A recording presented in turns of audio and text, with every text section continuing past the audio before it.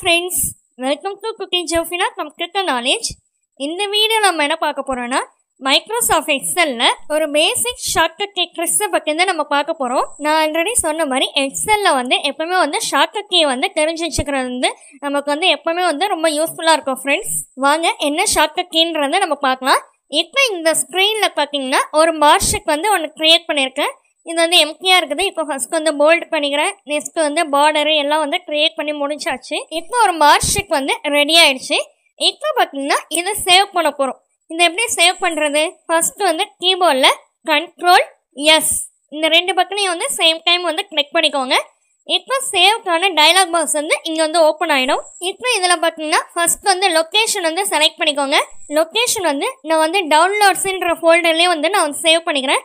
உங்களுக்கு எந்த இடத்துல சேவ் பண்ணணும்னு விருப்பமோ அந்த லொக்கேஷனை செலக்ட் பண்ணிக்கோங்க.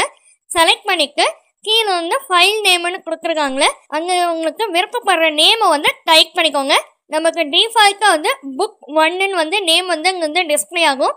அது வேணாம் அப்படின்னீங்கன்னா எல்லாத்தையும் டெலீட் பண்ணிட்டு அங்கே உங்களுக்கு விருப்பப்படுற நேம் ஃபைல் நேம் டைப் பண்ணிக்கோங்க. இப்போ நான் அங்கே ரோ சீன் நேம் டைப் பண்ணிக்கிறேன். டைப் பண்ணிட்டு கீழே சேவ்ன்ற ஆப்ஷனை கிளிக் பண்ணிக்கிறேன். இப்போ நமக்கு அந்த ஸ்க்ரீன்லேயே பார்த்தீங்கன்னா டிஃபால்ட்டாக புக் 1ன்ற நேமுக்கு பதிலாக இப்போ ரோசின்ற நேம் சேஞ்ச் ஆகிடுச்சு. இப்போ நம்மளுடைய ஒர்க் ஷீட் சேவ் ஆகிடுச்சு.